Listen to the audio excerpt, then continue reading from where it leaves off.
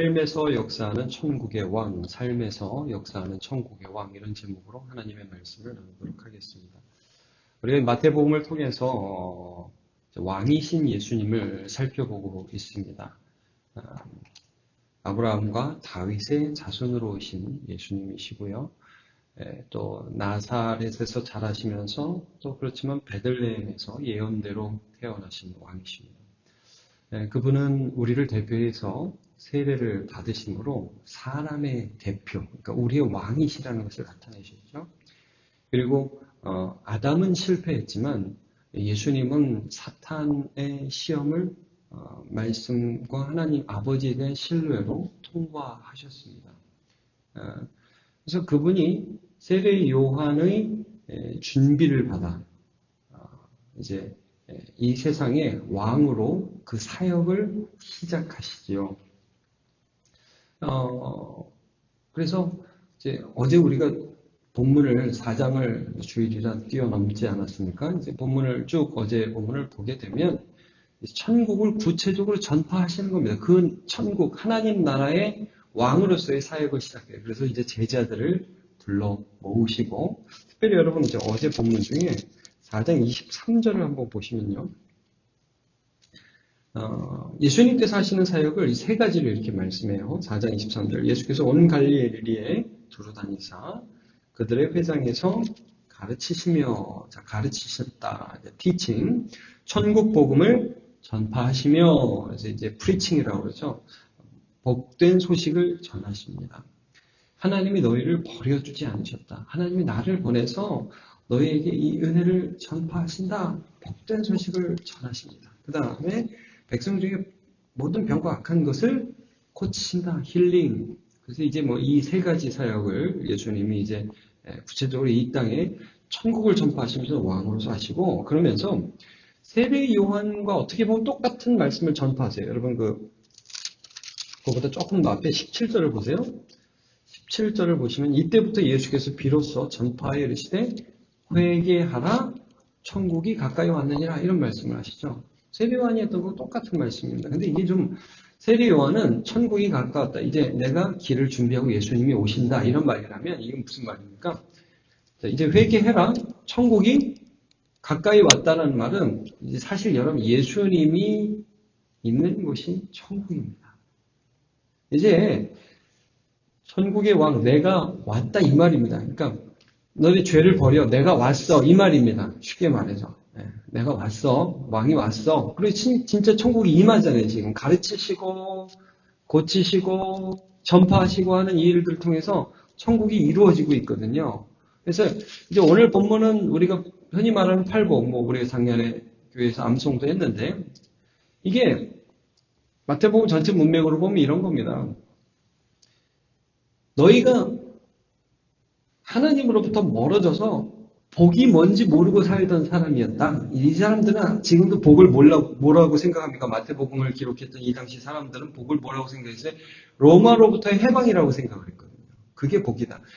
우리의 가난으로부터의 해방, 이게 복이라고 많이 생각을 했어요. 근데 이제 예수님이 그걸 바로잡아줍니다. 아니야.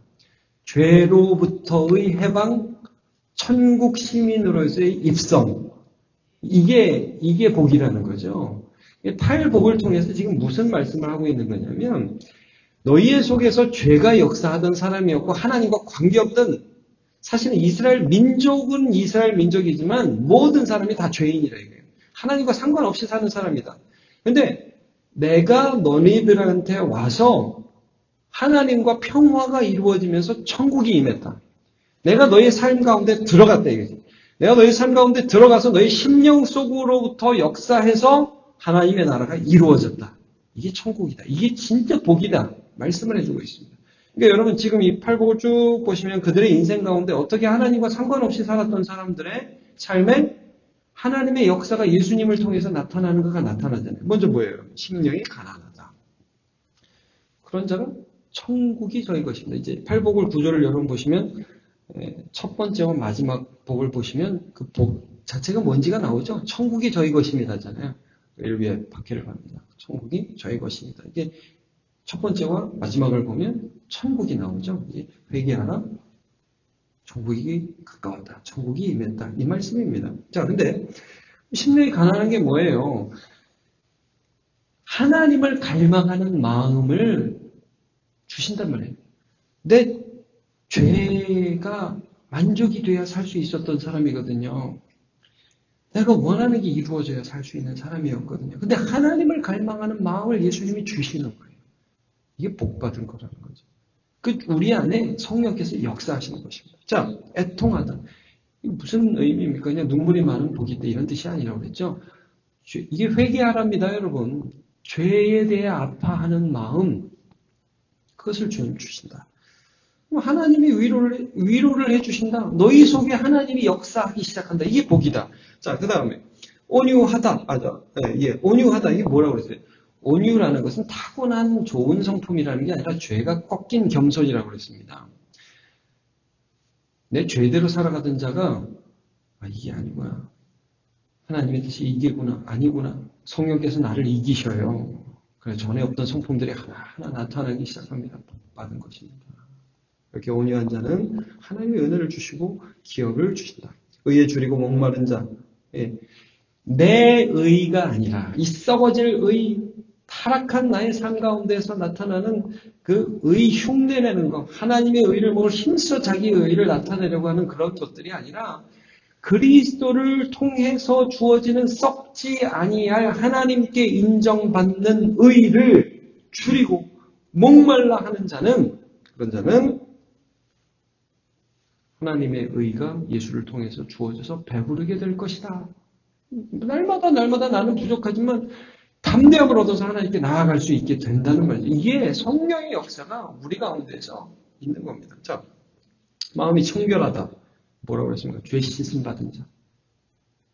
예수 그리스도의 보혈로 죄 씻음 받아서 하나님께서 내 마음을 새롭게 해주심을 경험한 자, 하나님을 본다고 그랬죠. 화평하게 하는 자. 먼저 하나님과의 화평을 경험한 거예요. 여러분, 이게 천국입니다. 그래서 로마서 5장에도 여러분 뭐라고 말씀해요? 제가 한번 읽어드릴게요. 로마서 5장 1절. 그러므로 우리가 믿음으로 의롭다 하심을 받았으니 우리 주 예수 그리스도로 말미암아 하나님과 화평을 누리자 그랬어요. 주님이 우리를 의롭다 하셨기 때문에 이전에는 세상과 화평했던 사람이에요. 죄와 화평했던 사람이에요. 근데 이제 예수님 때문에 하나님과 화평하게 됩니다. 그럼 평화가 있으면 뭐예요? 그 사이 소통이 있어요. 하나님 내 삶에 역사한다고요. 하나님 내 삶에 은혜를 주시고 그 은혜로 하나님께 반응하면서 살아요. 죄에 대해서 살았던 사람이 하나님께 대하여 살아갈 수 있게 됩니다. 복이죠. 하나님의 아들을 그런 것입니다. 의를 위하여 박해를 받습니다. 복이 있습니다. 천국이 저희 것입니다. 예. 주님과 함께 하다 보니까 하나님의 의를 위하여 내 삶이 어려움도 당할 수 있는 사람. 이게 뭐라고 그랬어요? 이제 어제 남문교회에서 본 말씀이 이거 아닙니까? 내가 세상 소속이 아니니까 세상이 나를 좋아할 수가 없다는 거죠. 그걸 보면서 너무 이상하게 생각하지 말아라. 내가 주님을 위해서 충성을 다하고 주님을 따르는데 박수 쳐주지 않는다. 세상의 논리들에 우리가 전적으로 동의하지 않을 때 거기에 대해서 너는 왜 그러냐는 욕을 먹을 수밖에 없다. 동성애에 반대하고 동성애 자들을 다 미워한다는 게 아니라 그건 아니다라고 얘기하면 세상이 박수 쳐주지 않는다. 우리가 이 세상에서 하나님의 뜻대로 살아가려고 주의를 지키려고 몸부림치고 거룩하게 살아가려고 몸부림치면 너 왜 우리랑 같이 안 놀아? 하면서 세상이 미워한다. 그러면 기뻐해라. 예수님 때문에 박해하고 욕하고 거짓으로 악한 말을 하면 기뻐하고 기뻐해라. 말씀을 합니다. 정리하면 이겁니다, 여러분. 우리의 삶에 죄가 역사하던 삶은 이게 아무리 죄된 욕구가 만족돼도 그게 복이 아니다 이거죠. 아마 많이 가지고 더 많이 죄질 수 있게 됐다. 그건 복이 아니라 저주라고 그랬죠. 근데 우리 심령 속에 예수님이 사실 우리가 회개한다고 무슨 은혜를 받아요? 여러분, 그게 아니에요. 우리의 회개가 핵심이 아니에요. 내 죄를 위하여 예수 그리스도께서 십자가에서 우리의 죄의 문제를 해결하셨어요. 회개와 믿음이 뭡니까? 그걸 받는 거예요. 그걸 받는 거. 아무것도 내가 한 게 없어요.